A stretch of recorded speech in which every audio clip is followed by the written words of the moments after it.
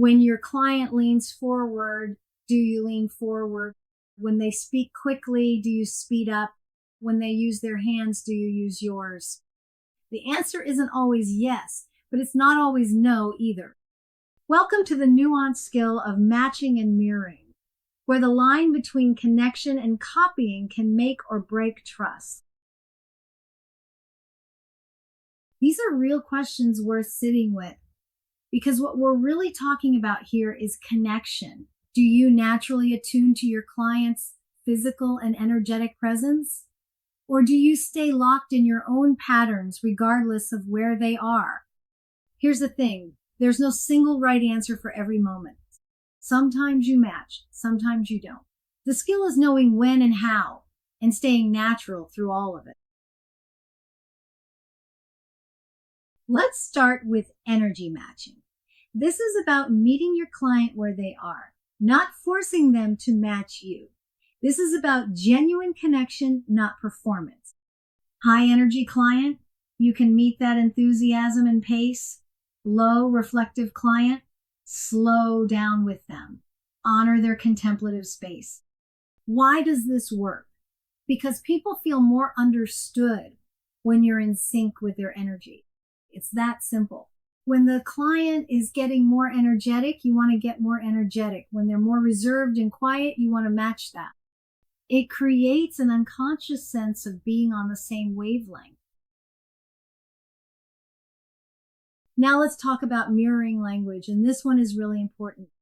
Use their words, not coaching jargon. When you use their exact language, they know you're truly listening. It builds trust instantly. So if a client says all this stuff in my head, you say all this stuff in your head, not your thoughts, not what you're thinking about. Their words, their exact language, their words become the bridge to deeper exploration. Language mirroring creates pathways to understanding that coaching jargon simply can't. Physical mirroring is where it gets subtle. If they use gestures, you can use similar ones. Natural alignment helps create unconscious rapport and safety. But here's the key. Not identical, not simultaneous, not exaggerated. Your mirroring should be natural, delayed, and subtle. Think gentle echo, not exact copy. If the client is doing this and making these signs when they're talking, then you want to use your hands too and do something similar. You don't want to, if they're doing this, you jump up and do this. That's not mirroring. That might even feel like mocking, right? The test is simple. If someone watching would notice you're copying them, you've gone too far.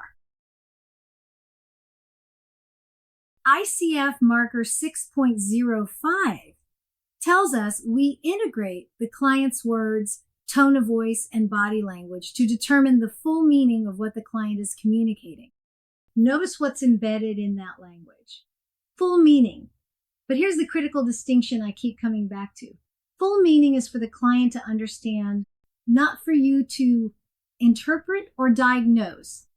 Matching and mirroring aren't techniques for you to figure out what they really mean. They're ways to stay connected so the client can discover their own full meaning. So let's talk about this line because it matters. Mirroring creates connection. It builds trust, creates safety, deepens rapport naturally. Mocking causes trust damage. It's obvious, performative, and creates instant disconnection. The test? Would an observer notice you're copying them? If the answer is yes, you've gone too far. Pull back and stay natural. Mirroring should feel organic to anyone watching. If it looks like a technique being applied, you've lost it. Let me walk you through what good matching looks like in practice.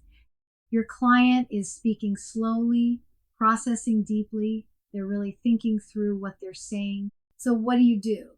You match their pace. You pause longer between your responses. You speak more quietly. What happens?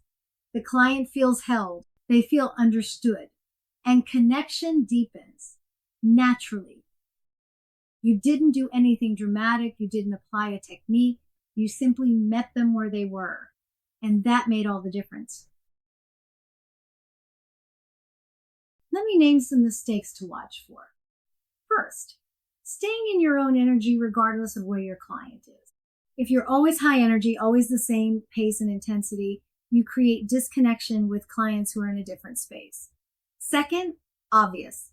Simultaneous mirroring, performative copying feels mechanical rather than organic.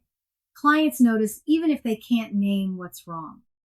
Third, mismatching inappropriately. Being high energy when they're grieving, being flat when they're celebrating, that's not just a missed opportunity, it's a trust breaker. Now, here's what you can always do. Use their words back to them. Language mirroring is always appropriate and always powerful. So here's what I want you to take from this. Energy matching and mirroring are about connection, not technique, not performance. Genuine human connection. Meet them where they are, use their words, and stay natural. Trust the process. Everything we've covered so far happens within a single session. What you notice in real time, how you integrate channels, how you match and mirror in the moment. But some of the most powerful listening happens across sessions. When you start to notice patterns over time, that's where we're headed next, the long view of listening.